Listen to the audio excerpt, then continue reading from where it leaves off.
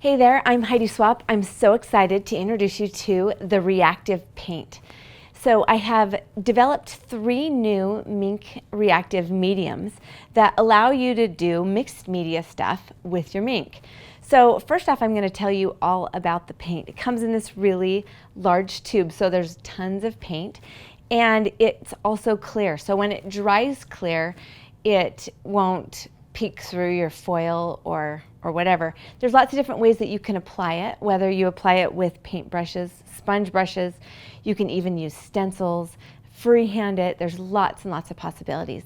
The very first thing that I tried was this beautiful banner, really a simple banner actually. I cut basil paper out using my Silhouette machine, and it was for Valentine's Day, so it says, "Say you will be mine." I used pink cardstock and I wanted to use the new gunmetal foil. So once I cut the letters out, I just simply painted the reactive paint onto the bottom half of the letters. Now, because it's basil paint, basil paper, you can totally see the texture through the foil, but when it was hanging, it just looks fantastic. So let me just show you how it works here on a tag. So what I'm just going to show you on is just a regular manila tag, and I have a little bit of the paint, and I'll just kind of squirt it out here on my nonstick mat. Now this, it's probably hard to see here on my white desk, but this is a brand new white nonstick mat that is perfect for these mediums. The mediums are quite sticky, and that's because they're made with a polymer that will actually react with the Minc when it goes through the heat.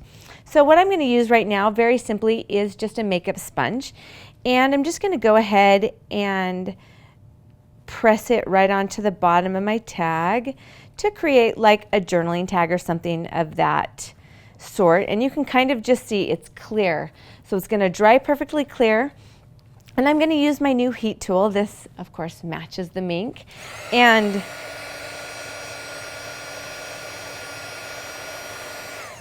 before you put any of the mediums through the Minc, you want to make sure that it's completely dry.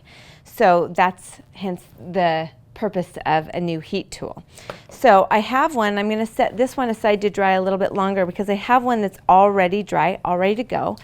And just like usual, I'm going to set this in the transfer sheet, and I'm going to go ahead and place a piece of foil over my project. Now this is a little bit larger piece of foil than you actually need.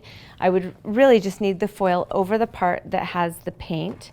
And then I'm going to go ahead and stick it right into the Minc. I have it on the number 3 setting, which is great for just regular paper. And it's going to need the usual amount of time to go through the Minc. Okay, so as you can see, every time you remove it from the Minc machine, you can kind of see, even visually, where the transfer has happened. So I'm just going to peel this back and then peel back the foil. Now what's really cool about this is, I mean, look at that. It's so perfect and so solid. So whether you're using a stencil, whether you're using any of my new brushes, and I'll just show you, there's a wide variety of tips, the fan, these more precision brushes that you can even write. You can tape things off and make patterns in the background.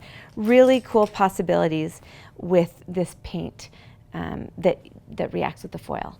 So get your hands on some of this stuff and make pretty stuff.